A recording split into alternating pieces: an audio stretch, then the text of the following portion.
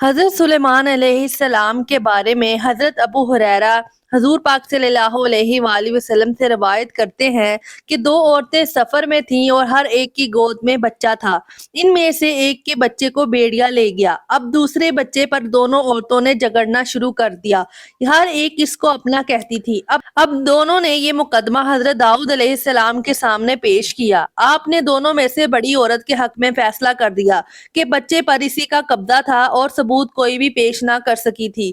واپسی میں ان عورتوں کا گزر حضرت سلیمان علیہ السلام کے سامنے سے ہوا۔ آپ نے ان سے حال دریافت کیا تو انہوں نے پورا قصہ کہہ سنایا۔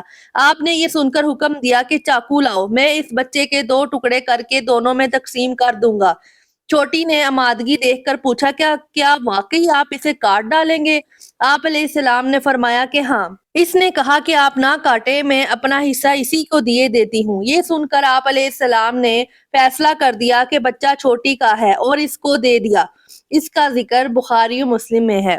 دوستو، ویڈیو پسند آئی ہے تو ویڈیو کو لائک اور شیئر کریں اور ایسی اسلامک اور معلوماتی ویڈیو دیکھنے کے لیے میرے چینل کو سبسکرائب کریں۔ شکریہ۔